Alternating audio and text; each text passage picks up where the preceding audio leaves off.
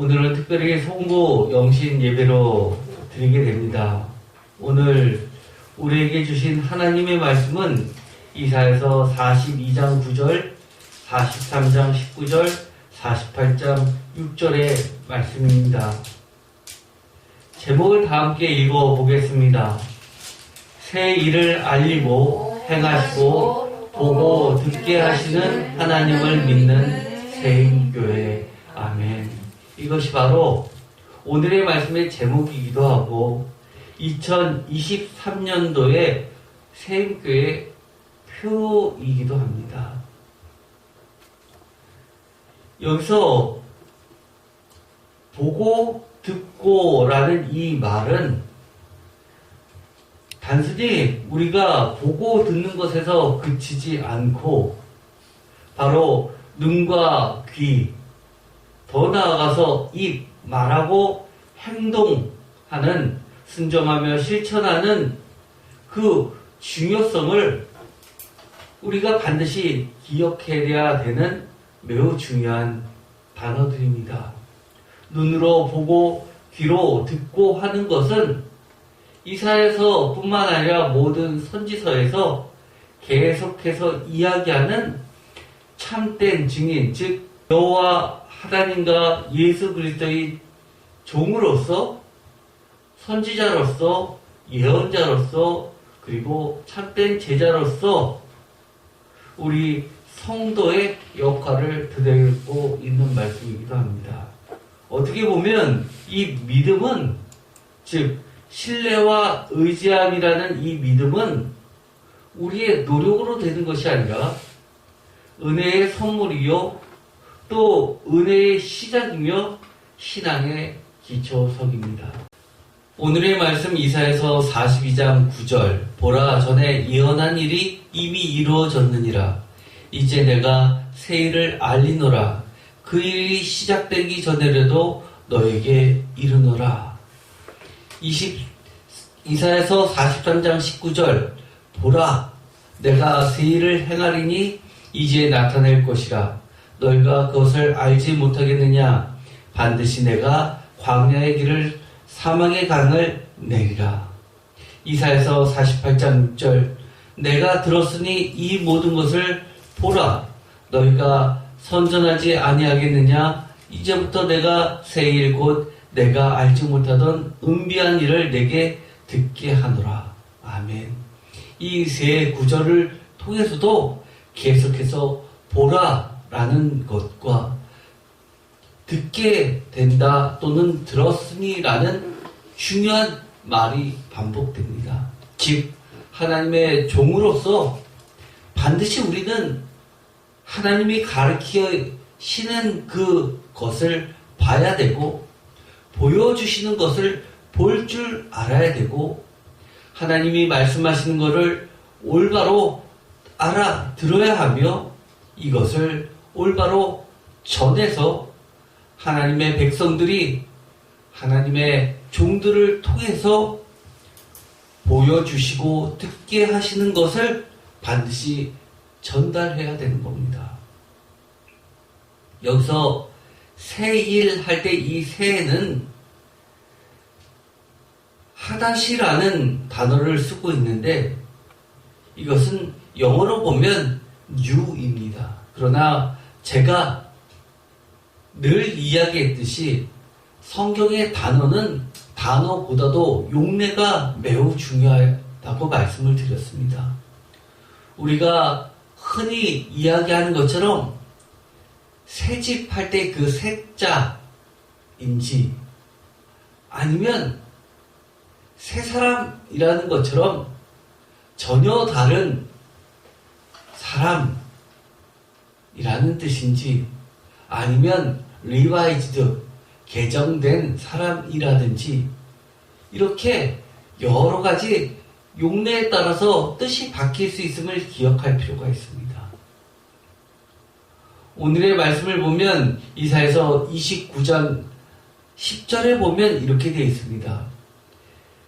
대저 여호와께서 깊이 잠들게 하는 영을 너희에게 부어주사 너희의 눈을 감기셨음이니 그가 선지자들과 너희의 지도자들인 선견자들을 덮으셨습니다. 11절 그러므로 모든 계시가 너희에게는 봉안책의 말처럼 되었나니 그것을 글 아는 자에게 주며 이르기를 그대에게 청하노니 이를 읽으라 하면 그가 대답하기를 그것이 봉해졌으니 나는 못 읽겠노라 할 것이요. 12절 또 그 책을 글 모르는 자에게 주며 이르기를 그대에게 청하노니 이를 읽으라 하면 그가 대답하기를 나는 글을 모른다 할 것입니다. 13절 주께서 이르시되 이 백성이 입으로는 나를 가까이 하며 입술로는 나를 공경하나 그들의 마음은 내게서 멀리 떠났나니 그들이 나를 경외하면 사람의 계명으로 가르침을 받았을 뿐이라 라고 말씀을 해주십니다.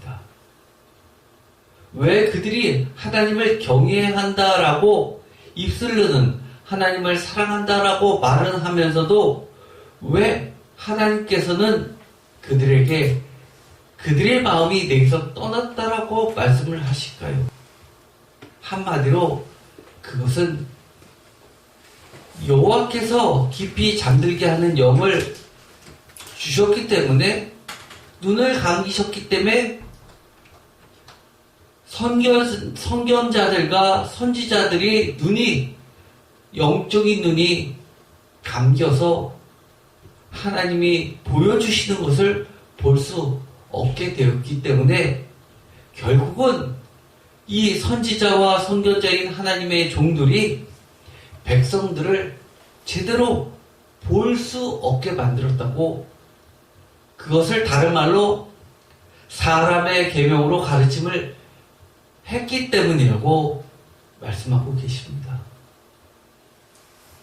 그래서 우리는 신앙생활을 하더라도 정말 우리가 이렇게까지 하나님 앞에 노력하고 교회에 열심히 나왔는데 왜 하나님은 왜 나를 올바르게 인도하지 못하셨을까를 안타까워하고 불평하는 것이 아니라 하나님께서 정말 하나님의 종을 통해서 가르치시는 것이 이것이 하나님의 계명인지 아니면 사람의 계명인지를 모든 성도님 또한 깨어 있어야지만 된다는 겁니다. 모든 성도님들이 깨어 있다면 사실 잘못 가르쳐도 이들은 정말 거짓 선지자야 라고 분별할 수 있게 해주시기 때문입니다. 물론 그 책임은 잘못 인도한 이 지도자들에 대해서 하나님은 더욱 엄중한 심판을 하신 것은 분명하십니다. 그러나 잘못 인도함을 받은 백성들에게서도 역시 하나님은 그 책임을 물으십니다. 이사야서 42장 9절에 새 일이라고 하는 것은 이사야서 42장 10절에 있는 새 노래를 부를 수밖에 없는 일입니다. 이것은 요한계시록 5장 9절과 14장 3절에서 이야기하는 것처럼 전에 한 번도 깨닫고 경험해보지 못했던 오직 새로운 그 구원의 감격을 경험해본 사람만이 부를 수 있는 새 노래의 주제인 그 구원을 이야기합니다. 요한계시록 5장 9절 그들이 새 노래를 불러 이르되 두루마리를 가지고 그 인봉을 떼기에 합당하셨다. 일찍이 죽임을 당하사 각 족속과 방언과 백성 나라 가운데서 사람을 피로 사서 하나님께 드리시고 라고 하면서 새 노래에 대해서 명확하게 이야기를 합니다. 14장 3절에도 이 새 노래를 등장시키면서 이 새 노래가 어떤 것인지를 풀어주고 있습니다. 그들이 보좌과 내생물과 장로들 앞에서 새 노래를 부르니 땅에서 속량함을 받은 14만 4천 밖에는 능히 이 노래를 배울 자가 없더라. 14만 4천은 12 곱하기 12 곱하기 완전수 1000을 이야기해서 매우 셀 수 없이 많은 숫자를 이야기합니다. 그런데 어떤 노래를 부르냐 하면 새 노래를 부르는데 이 땅에서는 이 노래를 배울 자가 없는 그런 새 노래입니다. 또 이제 이 새 노래의 새는 무슨 뜻일까요? 이 땅에 배울 수 없는 노래가 있습니까? 사실 배울 수 없는 노래는 없지요. 그럼에도 불구하고 똑같은 노래인데도 부르는 사람마다 담아낼 수 없는 새 노래가 있습니다. 우리가 전도를 할 때 또는 간증을 할 때 내가 경험한 하나님이 이렇게 좋아요 라고 아무리 얘기해도 그것을 경험해보지 못한 사람은 도저히 이해할 수 없습니다. 그렇게 구원을 경험해본 사람만이 부를 수 있는 노래가 새 노래입니다. 제가 죽었다 살아났어도 아무리 간증해도 나를 살려주신 그 하나님의 그 은혜와 감격은 여러분들이 아무리 들어도 저의 그 감격과 비교할 수 있을까요? 결코 저는 없다고 봅니다. 마찬가지로 여러분들께서도 하나님의 그 구원의 경험을 했다면 여러분이 고백하는 그 노래는 아무리 설명을 할래도 다 설명할 수도 없고 그것을 자세히 들어도 듣는 사람은 여러분들의 그 구원의 감격에는 결코 미치지 못할 겁니다. 이처럼 이 새 노래는 세상과 어떤 것과도 비교할 수 없는 정말 새 노래입니다. 시편 144편 9절에 이런 말씀이 나옵니다. 하나님이여 내가 주께 새 노래로 노래하며 열줄 비파로 주를 찬양하리이다. 여기서도 새 노래가 나오는데 이 새 노래는 도대체 어떤 노래일까요? 이것은 시편 144편을 보면 끊임없이 이야기하는 것이 있습니다.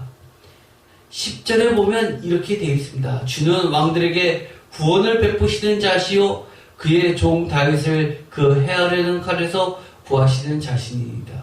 11절 이방인의 손에서 나를 구하여 건지셔서 그들의 입은 거짓을 말하며 그 오른손은 거짓의 오른손이니이다. 라고 하면서 이 새 노래로 노래하는 이 노래의 배경 가운데는 이처럼 구원이 자리 잡고 있습니다. 누구로부터의 구원이냐 하면 10절에 있는 것처럼 왕들, 그 헤아리는 칼, 그리고 11절에 이것을 이방인의 손이라고 이야기합니다.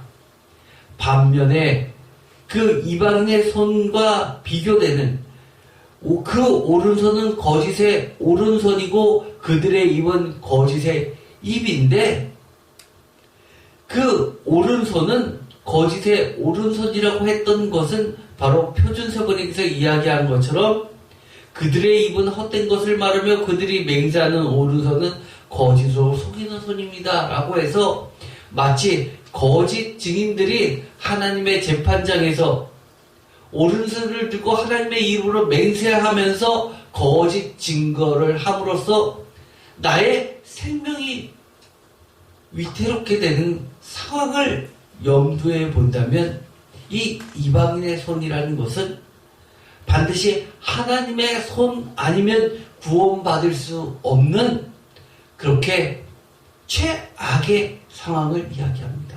뿐만이 아니라 이 이방인은 비록 그들이 하나님을 믿는다 하더라도 하나님을 두려워하지 않고 하나님을 진실로 경외하지 않는 그런 영적인 이방인 모두를 포함하고 있습니다. 또한 유대인이 아니면서 하나님을 전혀 모르는 백성들일 수도 있습니다. 이것은 글자 그대로의 뜻입니다. 그래서 이 시편 144편 7절은 이방인의 손과 대적에게 위에서부터 주의 손을 펴사 나를 큰 물과 이방인의 손에서 구하여 건지소서라고 하면서 이 구원이 주의 손에 의하여 이방인의 손에서 구하게 되는 구원을 경험하는 사람만이 하나님을 찬양하고 증거하는 새 노래의 주제라고 이야기합니다. 그래서 이 시편 144편 9절을 보면 영적 이방인들, 하나님을 경외하지 않는 자들로부터 참된 주의 백성들, 거룩한 영적 전투에 참여하는 어린 양을 따르는 성도들을 구원하시는 하나님을 또다시 계속 영원히 증거하는 새 노래입니다. 세상에서는 과거에 한 번이라도 들어봤던 노래는 결코 새 노래가 될 수 없지만 하나님의 영적인 노래는 전에 있었던 노래라도 내가 하나님의 구원을 경험하고 다시 한번 부르게 되는 이 노래는 아무리 계속 또다시 영원히 부른다 하더라도 매번 부를 때마다 이 노래는 새 노래가 되는 것입니다. 시편을 읽어줬을 때 저희 아내는 이렇게 이야기했습니다. 여기서 자신은 새 노래도 좋지만 10줄 비파로 주를 찬양한다는 말이 너무 좋았다고 이야기합니다. 그래서 심지어 제가 그렇게 물어봤죠. 왜 좋으냐고. 그랬더니만 이 10줄 비파는 내가 드릴 수 있는 모든 것이기도 하지만 다 찬양할 수 없을 정도로 10줄 비파처럼 크고 다양한 온갖 하나님의 위대하심을 나타내는 소리라고도 느껴진다고 이야기했습니다. 제가 이 이야기를 들으니까 아 맞아 라고 그런 마음이 들었습니다. 구원을 경험했던 그 사람이 부르는 노래는 이처럼 어떤 것으로도 비교할 수 없는 감격과 어떤 것으로도 다 담을 수 없는 하나님의 그 놀랍고 다양하고 장대한 그 다양한 하나님의 역사하심을 부르는 노래입니다. 요한계시록에서는 이렇게까지 이야기합니다.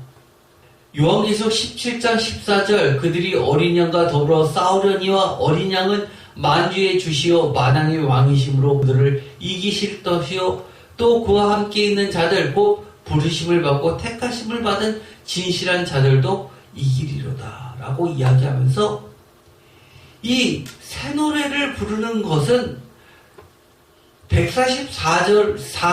144편에 이야기하는 것처럼 새 노래를 부르는 자들은 이처럼 어린 양을 따라서 함께 전투에 참여한 주의 백성들도 함께 부르는 노래입니다. 144편 1절에 이렇게 되어 있기 때문입니다. 나의 반석이신 여호와를 찬송하리로다. 내가 내 손을 가르쳐 싸우게 하시며 손가락을 가르쳐 전쟁하게 하시는도다. 표준세번역 읽어보면 나의 반석이신 주님을 내가 찬송하려다. 주님은 내 손을 훈련시켜 전쟁에 익숙하게 하셨고 내 손가락을 단련시켜 전투에도 익숙하게 하셨다. 이 새 노래의 내용 가운데도 이처럼 하나님께서는 부족한 연약한 나를 영적인 전투에 훈련시키시는, 그래서 영적인 전투에서 결국은 이기게 하시는 하나님이라고 이야기합니다. 그 자들이 바로 요한계시록 17장 14절에서는 여호와 하나님의 쓰여지는 만주의 주 만왕의 왕이 어린 양 예수 그리스도에게로 그대로 그 칭호가 전달되며 또 예수 그리스도만 이길 뿐만 아니라 그와 함께 그의 뒤를 따르면서 그와 함께 있는 자를 곧 부르심을 받고 택하심을 받은 진실한 성도들도 함께 이기게 하심으로써 승전가를 부르게 하신다는 겁니다. 이사야서 43장 19절에서는 이것을 새 노래를 이렇게 표현하고 있습니다. 내 인생의 광야에 구원과 진리와 생명의 길을 메마른 내 영혼의 사막의 기쁨의 감격적 구원의 생수의 강을 경험시키는 새 일이라고 이야기합니다. 이미 우리가 읽었지만 다시 한번 읽어볼까요? 42장 9절에 새 일을 알리노라 라고 이야기했는데 43장 19절에서는 보라 내가 새 일을 행하리니 라고 하면서 새 일을 내가 광야에서 길을 사막에 강을 내리니 라고 이야기합니다. 오늘날에는 광야에 길을 낸다고 하면 사막에 고속도로를 뚫고 또 사막에 강을 낸다고 한다면 사막에 파이프를 연결해서 강을 내면 될 거 아니냐라고 이야기했지만 이것은 그 당시를 보면 도저히 불가능했던, 도저히 상상조차 할 수 없었던, 지금까지 본 적도 듣지도 못했었던 일입니다. 예를 들어서 오늘날의 광야의 길을 사막의 강을 낸다는 것은 이런 뜻도 될 수 있을 겁니다. 모든 사람들이 멸망하고 정말 소수의 사람들이 다 무너진 이 지구에 남게 되었는데 온갖 핵무기 등으로 오염되어 있는 지구를 떠나서 태양계에 넘어서 또 다른 은하계 속에서 새로운 지구를 찾아 떠나서 정착하여서 새롭게 시작하는 인류의 역사. 이것은 우리가 만화나 영화 속에서만 생각했던 일일 겁니다. 그런데 이것조차도 하나님의 이 새 일과는 비교할 수 없는 일이라는 겁니다. 24절 이사야서 48장 6절에서는 이렇게 이야기합니다. 내가 새 일 곧 내가 알지 못하던 은비한 일을 내게 듣게 하노니. 우리가 알지 못했던 매우 감추져 있던 비밀스러운 일을 듣게 한다는 겁니다. 그 새 일은 무엇일까요? 듣지 아니한 자는 결코 알 수 없는 이야기 아닙니까? 이사야서 48장 6절이 쓰여지던 그 당시는 예수 그리스도는 도저히 상상조차 할 수 없는 일이었습니다. 온 인류를 구원하시는 생명을 영원히 주시는 분 예수 그리스도는 이사야 자신도 아마 보기는 보았지만 듣기는 들었지만 그 진정한 의미는 아마 깨닫지 못하지 않았을까라는 상상을 하게 됩니다. 지금도 유대인들은 이 42장은 매우 기독교인들에게는 중요한 장입니다. 야훼의 종, 고난받은 여호와의 종의 4가지 중에서 첫 번째 나오는 종의 노래인데도 불구하고 유대인들, 랍비들은 이 구절을 보면서 이게 어찌 예수를 지칭하는 예언이냐라고 항변합니다. 왜냐하면 이 42장 뒷부분을 가면 분명하게 이스라엘 백성들 야곱을 지칭하는 말이기도 합니다. 왜냐하면 이 종은 귀머거리 종, 소경 종으로 나타나기 때문입니다. 그러나 정말 하나님께서는 우리에게 은혜를 주셔서 우리는 오히려 지금 현재 보지도 못했지만 영적으로 예수 그리스도를 보았지 않습니까? 이제 알지 않았습니까? 이사야서 43장 19절에 있는 이 광야와 사막은 정말 내 인생에 있어서 구원과 진리와 생명의 길을 주는 그런 내 인생의 광야입니다. 여러분의 인생은 호화찬란합니까? 저는 제 인생을 돌아보면 또 현재의 제 인생을 돌아보면 정말 광야 같습니다. 또 제 인생을 돌아보면 이 광야 가운데 있는 사막 가운데 있는 저의 영혼이, 메마른 내 영혼이 보이게 됩니다. 그런데 메마른 내용의 사막의 기쁨의 감격적 구원의 생수의 강을 경험하는 그 일이야말로 저에게 있어서는 새 일입니다. 이사야서 48장 6절에서는 그 은비한 일, 비밀을 세상의 지혜자라도 그 영적인 눈이 감겨 영원한 비밀이지만 하나님의 은혜를 입은 사랑받는 자들에게는 성령님께서 가르침대로 가르쳐 주시는 대로 참되며 유일한 구원을 깨닫게 되고 영적 말씀을 올바로 듣고 따라가게 되는 그런 세일입니다. 심지어 저도 설교를 했음에도 불구하고 과거의 그 성경 말씀을 다시 새롭게 읽으면 전에 보지 못하던 하나님의 놀라운 계획들을 발견하게 됩니다.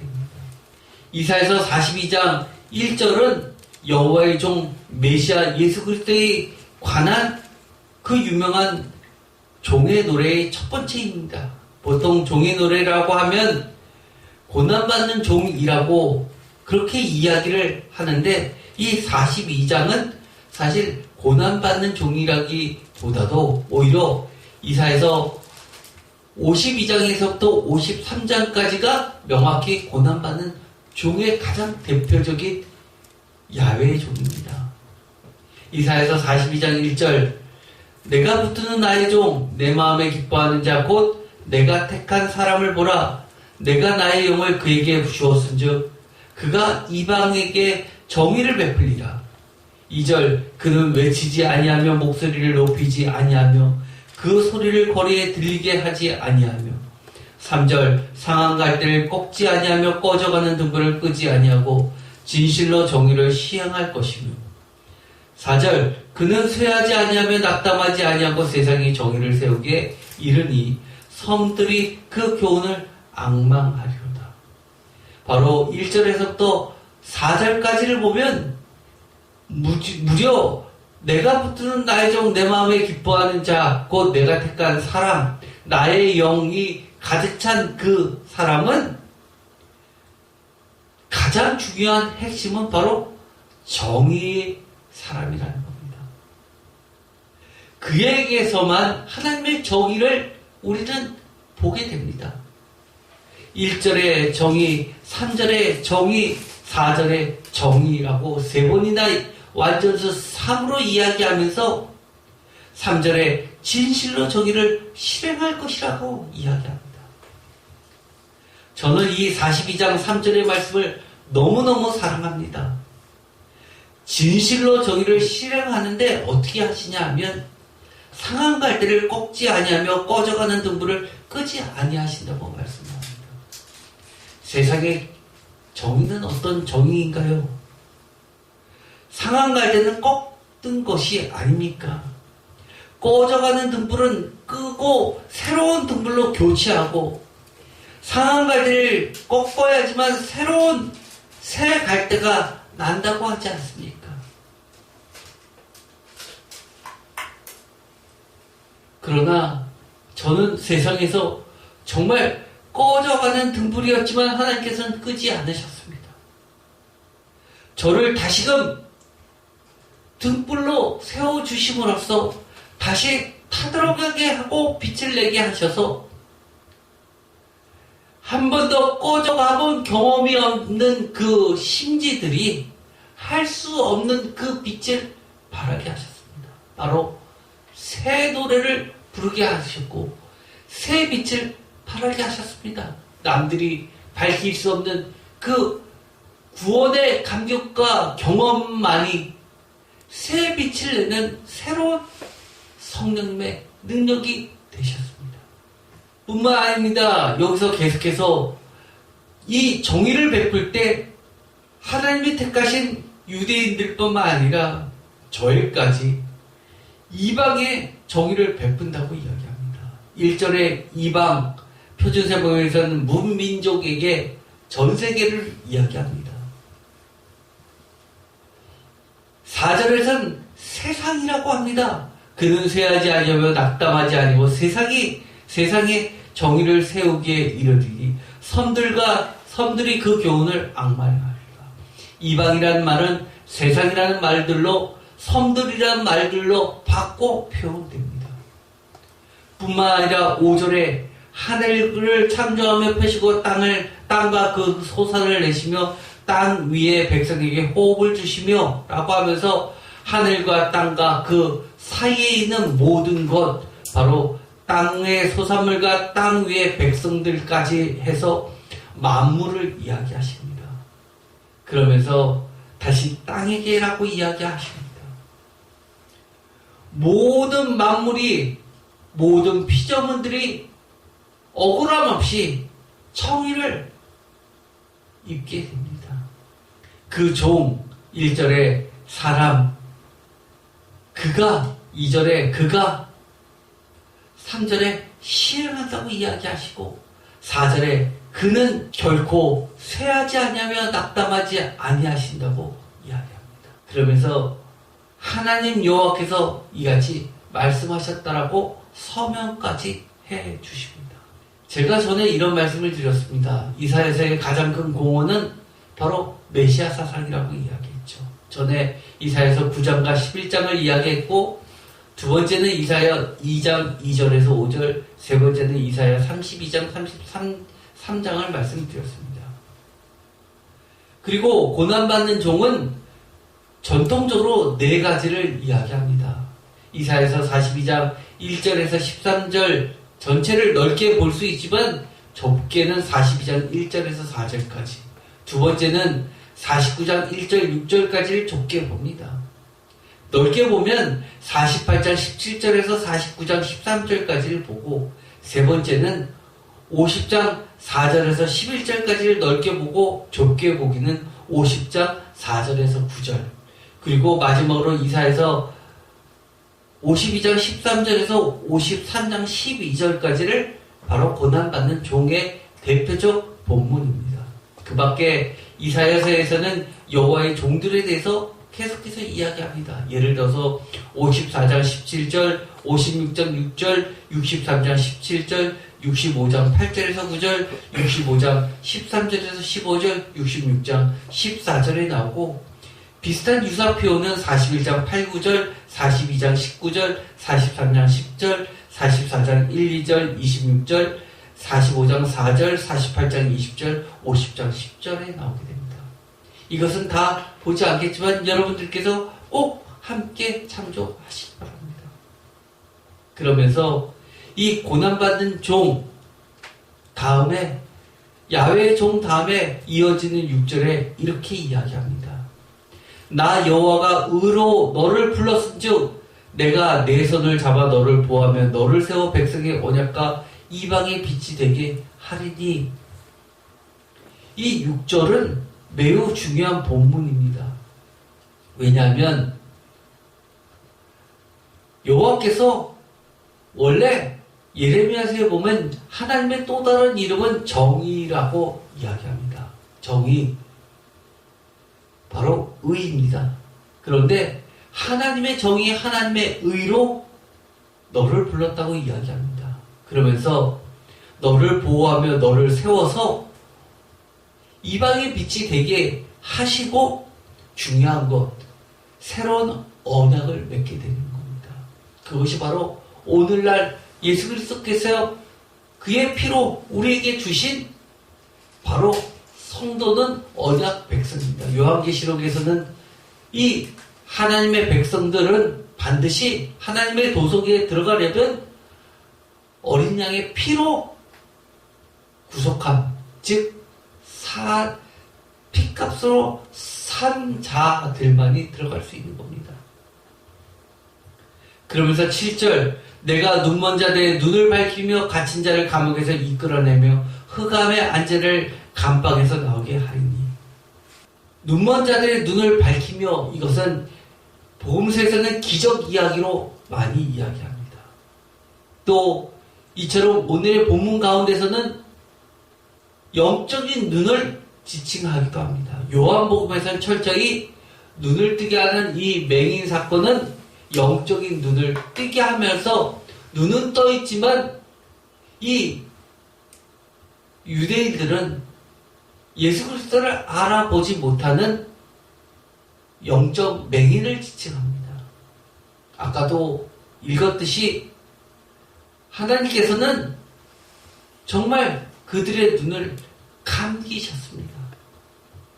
8절 나는 여호와이니 이는 내 이름이라 나는 내 영광을 다른 자에게 내 찬송을 우상하게 주지 아니하리라.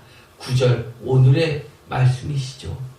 다 같이 읽겠습니다. 보라 전에 예언한 일이 이미 이루어졌느니라. 이제 내가 새 일을 알리노라. 그 일이 시작되기 전에라도 너에게 이르노라. 표준세번역으로도 읽겠습니다. 보아라 전에 예언한 일들이 다 이루어졌다. 이제 내가 새로운 일어날 일들을 예언한다. 그 일들이 일어나기 전에 내가 너에게 일러준다. 아멘. 여기서 새 일을 알리노라 라고 하는 것은 구약 성서학자들과 유대인들은 이 새 일은 바로 그 전에 있었던 바사왕 고레스에 의해서 제2의 출애굽이 일어나는 바로 페르시아에 의해서 바벨론 포로 생활이 끝나는 것을 새 일이라고 규정합니다. 이 10절에도 계속해서 항해하는 자들과 바다 가운데의 만물과 섬들과 라고 하는 것은 그 뒤에 나오는 땅끝을 이야기하면서 아까 우리가 읽었었던 것처럼 이방 그리고 하늘과 땅과 그 안에 있는 모든 만물 이 모든 것을 이야기하는 온 세상을 말하고 있습니다. 그러면서 이 온 세상이 새 노래로 찬송하게 된다는 겁니다. 왜요? 바로 새 일, 하나님께서 새 일을 우리에게 보게 하셨기 때문인 겁니다. 만약에 하나님께서 우리에게 새 일을 알리셨는데도 불구하고 우리가 보지 못한다면 우리는 보여줘도 보지 못하고 들려줘도 듣지 못하는 결국 보고 들어도 깨닫지 못하기 때문에 올바로 증거할 수 없는 하나님의 종으로서 쓸 수 없는 자들이 되는 겁니다. 이런 자들은 요한계시록에 의하면 결코 어린 양을 따라갈 수도 없고 어린 양이 어디 있는지 보지 못하고 듣지 못하기 때문에 이 영적인 전투에 참여도 할 수 없고 예수 그리스도의 그 승리를 함께 나눌 수도 없는 자들이고 결국은 새 노래를 부를 수 없는 자들입니다. 우리는 많이 착각을 하는 경우가 있습니다. 내가 용서함 받고 구원을 받았다고 하면 모두 다 새 노래를 부르는 자들이라고 착각하는 경우가 있습니다. 그러나 요한계시록은 분명하게 구원받은 자들은 결국은 어린 양의 영적 전투에 함께 참여를 해서 승리를 함께 나눈 자들이라는 것까지 연장선상에서 포함하고 있다는 겁니다. 그래서 바울은 이렇게 이야기했죠. 내가 지금 사도로 있지만 두렵고 떨림으로 십자가를 향해서 마지막까지 달려간다고. 그래서 마지막까지 구원을 이루라고 이야기합니다. 우리는 한마디로 끝까지 아무리 고난이 온다 하더라도 예수 그리스도의 영적 정죄에 참여하고 하나님의 가르쳐진 그 싸움의 영적인 기술로서 무장하면 우리도 예수님처럼 이방이 빛이 되고 하나님의 의가 될 수 있는 겁니다. 그것이 바로 언약이기 때문입니다. 이제 마지막으로 이 질문을 하고 끝내보려고 합니다. 오늘의 제목과 함께 우리가 이 말씀을 시작했습니다. 2023년 표였습니다. 우리에게 눈으로 보고 귀로 듣고 입으로 말하고 행동하고 순종하여 실천하고 참된 증인이 되라는 새로운 약속들을 주시는데 바로 새 일을 알리고 행하시고 보고 듣게 하시는 하나님을 믿는 새교회라고 했는데 여러분들은 이 믿음이 있으십니까? 하나님이 보여주시는 그 새 일을 볼 수 있고 새 일을 알려주시는데 알아두고 그 새 일을 행하시는데 그것을 경험하고 그 하나님의 음성을 듣게 하시는 하나님을 정말 믿습니까? 아니면 내가 그 새 일은 내 인생에서 없다라고 생각하고 내가 이해하지 못하면 그건 새 일이 아니라고 제껴두십니까? 나에게 있어서 내가 갖고 있는 그 믿음은 나의 지식과 경험과 나의 한계를 모두 초월하는 하나님의 그 무궁한 비밀스러움을 따라가고 있습니까? 사실 이 믿음과 소망은 뗄래야 뗄 수 없는 관계입니다. 소망이 뭡니까? 새 일을 기대하는 겁니다. 새 일을 바라는 겁니다. 이 소망은 믿음이 뭡니까? 의지하고 기대는 것이죠. 기대고 의지하고 기다려도 계속 바라볼 수 있는 것이 바로 믿음입니다. 그래서 소망은 이 믿음을 이 새 일을 기대하는 것은 기대고 의지해서 계속 기다린다 하더라도 끊임없이 바라볼 수 있는 것을 이끌어주는 엔진과도 같습니다. 반면 믿음은 소망, 즉 바라는 것의 실상, 다시 말해서 증거이고 실제이기도 합니다. 그래서 이 믿음과 소망은 기대와 기댐을 이야기하는 뗄래야 뗄 수 없는 관계입니다. 여러분은 하나님께 2023년도에 어떤 소망이 있으십니까? 어떤 기대가 있으십니까? 어떤 바람이 있으십니까?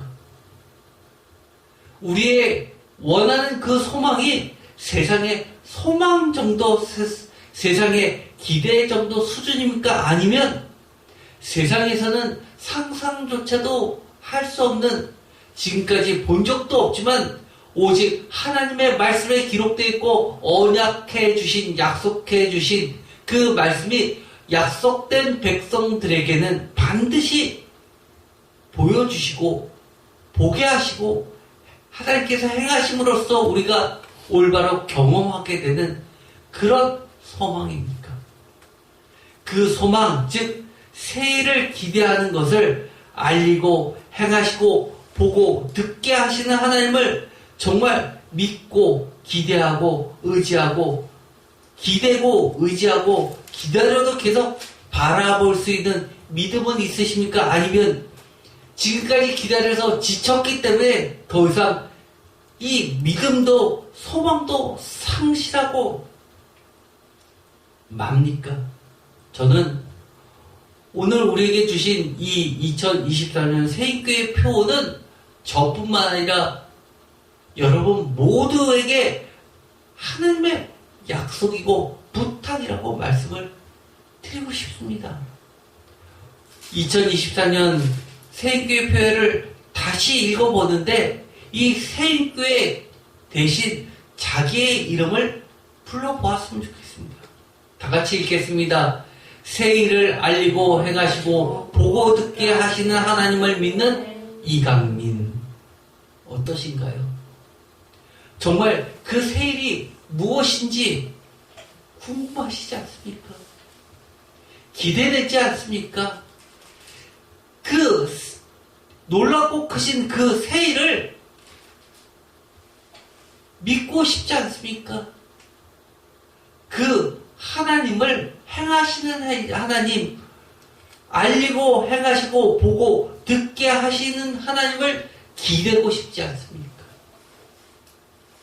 우리가 2023년에는 수많은 소망적 이야기 가운데서 세상의 소망 다 제하고 하나님께서 오늘 우리에게 약속해 주시는 이 정말 새 노래를 부를 수밖에 없는 부르게 하시는 하나님의 새 일을 경험했으면 좋겠습니다. 이 경험은 결국 뭐뭐 하고 싶다의 그 소망이 아니라 정말 그 기대는 우리를 증거자로 세우는 실제라는 그 믿음을 끝까지 붙잡게 되시기를 축복드립니다. 기도하고 마치겠습니다. 하나님 감사합니다. 저희들에게 2023년 새날을 주셨습니다. 새해를 주셨습니다. 새날, 새해 우리가 정말 하나님이 행하시는 오래전부터 약속하셨고 또 은밀하게 감추어 주셨고 그 누구도 상상조차 할 수 없었던 사막의 강을 광야의 길을 메마른 내 인생의 내 영혼의 생명의 기쁨의 구원의 생수를 척박한 내 인생에 정의와 진리와 생명의 길을 내주시옵소서.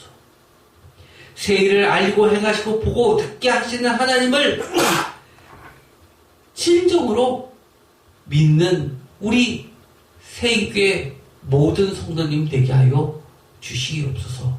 예수 그리스도의 이름으로 기도드립니다. 아멘.